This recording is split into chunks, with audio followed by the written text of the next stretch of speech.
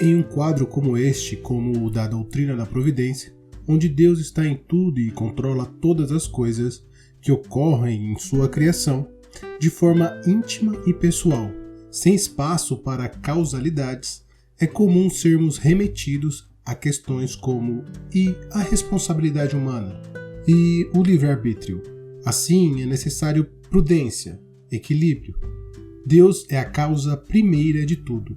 Porém, para não cairmos em determinismos e, consequentemente, em pessimismo, é preciso compreender que existem as causas secundárias e essas causas estão vinculadas às responsabilidades humanas e o seu arbítrio. Olá, eu sou o César do blog e podcast Cristianismo e Filosofia e você está no episódio Entre a Providência e a Responsabilidade Humana. A doutrina da providência é incrível e, ao mesmo tempo, nos remete a uma confiança inominável em nosso Senhor. E mais, é uma doutrina extremamente importante para a fé cristã, mesmo que, às vezes, infelizmente, mal compreendida. Mas devemos admitir, realmente traz difíceis questões a serem respondidas, como a relação entre soberania de Deus e a responsabilidade humana. Como um Deus bom e justo governa soberanamente um mundo marcado pelo mal e o sofrimento ao qual os seres humanos estão sujeitos. Ou ainda podemos ir mais longe. Como nossas orações podem influenciar um Deus onisciente, onipresente e onipotente. Isto é, entre política, economia, filosofia, história, biologia, etc, etc, etc, com o agravo evidente em compreender corretamente a doutrina da providência, fica a pergunta: como a providência se encaixa na vida cotidiana moderna?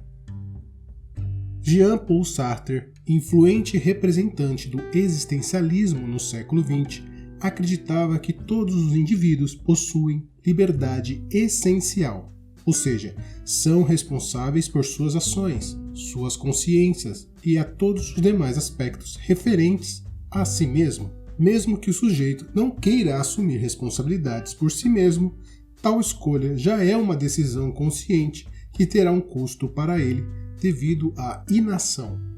Sartre, mesmo percebendo o homem como responsável por suas escolhas e, consequentemente, capaz de mudar o rumo da própria vida, o filósofo utiliza esta noção, liberdade essencial, para questionar a verdade e a moral universal, ou seja, introduz ao seu conceito de liberdade a ideia de ética e moral subjetiva. Veja o episódio sobre relativismo.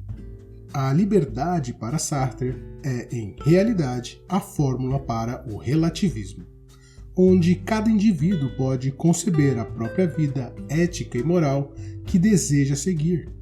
Ou seja, todo sujeito é livre para expressar seus próprios valores. Sartre, assim como Marx, é materialista. Deseja um homem longe de Deus. Deseja construir um ser humano que se preocupa única e exclusivamente com o mundo material, o mundo terreno.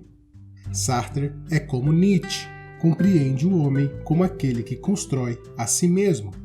Constrói a si mesmo com liberdade e responsabilidade, porém em um mundo puramente material. Veja também um episódio sobre materialismo. Mas, claro, ao mesmo tempo que esses filósofos colocam nas mãos humanas toda a liberdade e responsabilidade, cria um sentimento de desamparo e angústia, como se o nada pairasse sobre a alma humana.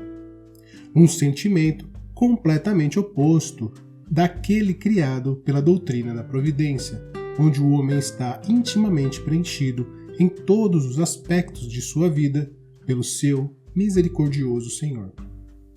O que Sartre realmente deseja é criar uma tensão entre fé e liberdade individual.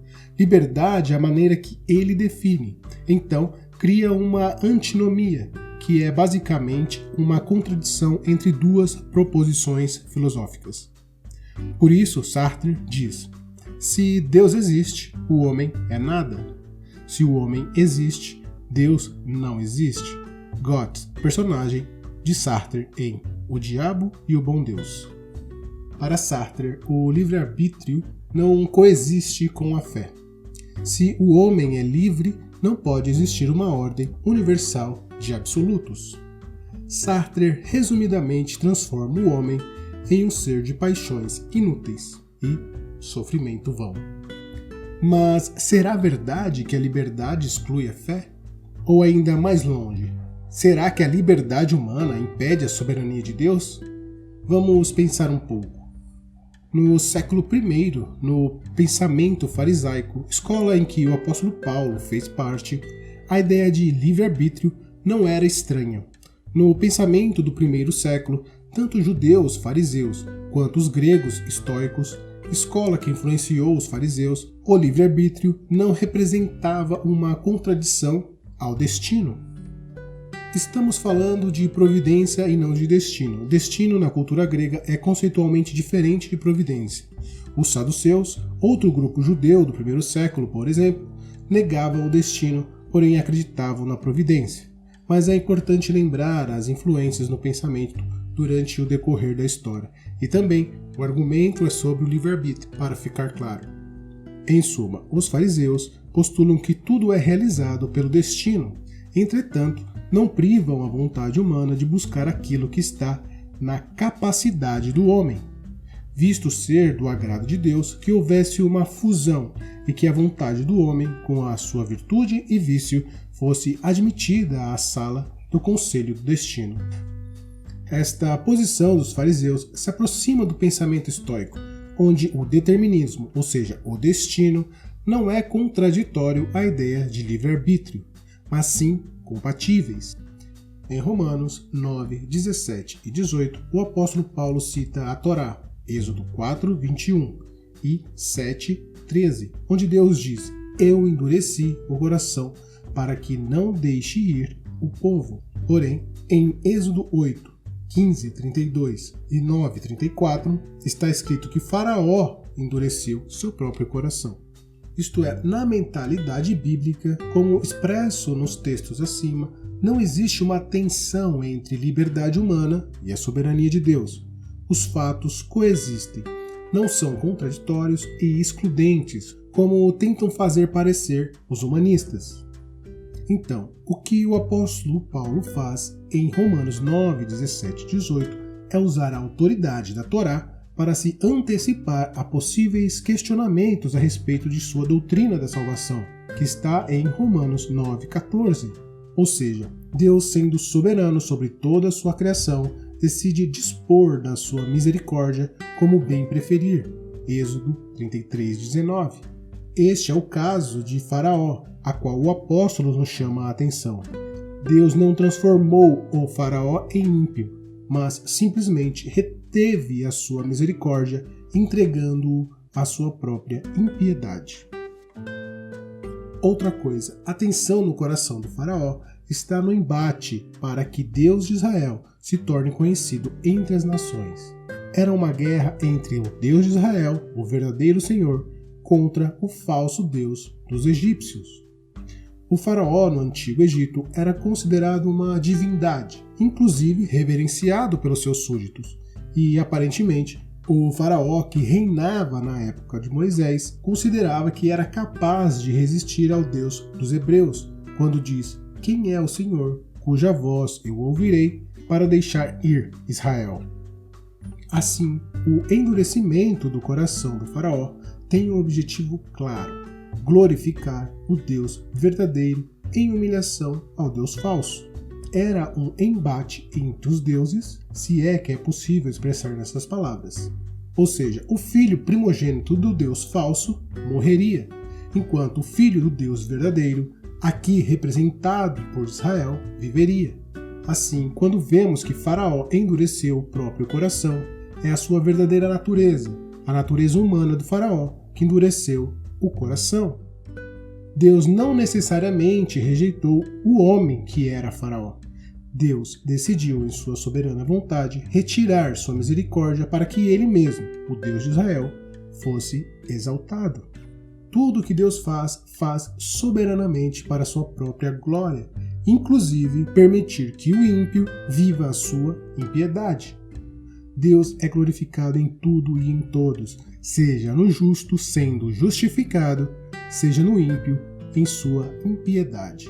Ou, como expressa Paulo, seja no vaso para a honra, seja no vaso para desonra. Desse modo, é possível notar que, da perspectiva bíblica, não há uma tensão entre soberania de Deus e a responsabilidade humana. O que há é a necessidade de sermos equilibrados. Não podemos culpar o Senhor Deus por todas as mazelas do mundo com o argumento da soberania divina. Nem podemos nos colocar em alta conta a ponto de achar que somos responsáveis por tudo o que ocorre no mundo, como se Deus tivesse dado corda em um relógio e estivesse somente observando de longe. Novamente, é sempre importante uma perspectiva equilibrada e de bom senso. Bom, pessoal, por hoje é isso. Gostaria de agradecer a você que esteve ouvindo-nos até agora e caso você esteja no Instagram ou no YouTube, curta e compartilhe este conteúdo. Se você ouve o podcast por algum agregador, assine o nosso conteúdo. Se você quiser a transcrição do áudio, estará no nosso site com todas as referências. cristianismofilosofia.com.br. Tudo junto, cristianismofilosofia.com.br. Fiquem com Deus, até a próxima, um grande abraço, tchau!